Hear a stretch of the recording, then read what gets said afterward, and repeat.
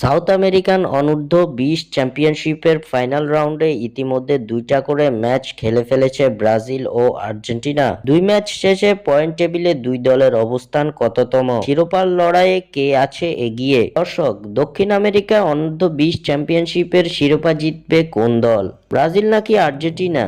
আপনাদের মূল্যবান মতামত আমাদের কমেন্ট করে অবশ্যই জানাবেন। দক্ষিণ আমেরিকা অনূর্ধ্ব-20 চ্যাম্পিয়নশিপের ফাইনাল রাউন্ডের ম্যাচে আর্জেন্টিনা হারিয়েছে চিলি ও উরুগুয়েকে। প্রথম ম্যাচে চিলির বিপক্ষে 2-1 গোলের জয়ের পর দ্বিতীয় ম্যাচে উরুগুয়ের বিপক্ষে 4-3 গোলের জয় পায় আলবিসেলেস্তারা। অন্যদিকে ফাইনাল রাউন্ডে নিজেদের দুই ম্যাচ কষ্টার্জিত জয় পেয়েছে ব্রাজিল। প্রথম ম্যাচে উরুগুয়ের বিপক্ষে 1-0 গোলের জয়ের পর দ্বিতীয় ম্যাচেও কলম্বিয়ার বিপক্ষে 1-0 গোলের জয় পায় সেলেসাওরা।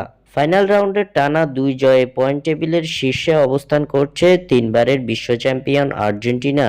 দুই ম্যাচে দুই জয়ে 6 পয়েন্ট আলবিসেলেস্তাদের। অন্যদিকে সমান ম্যাচ খেলে সমান জয়ে পয়েন্ট টেবিলে ব্রাজিল অবস্থান করছে দ্বিতীয় স্থানে। গোল ব্যবধানে পিছিয়ে থাকার কারণে আর্জেন্টিনার নিচে অবস্থান করছে ব্রাজিল। এদিকে ফাইনাল রাউন্ডে আরও 3টি করে ম্যাচ বাকি রয়েছে ব্রাজিল ও আর্জেন্টিনার, যার মধ্যে দুই ম্যাচ ভিন্ন প্রতিপক্ষের বিপক্ষে এবং শেষ ম্যাচটি হবে নিজেদের মুখোমুখি লড়াই।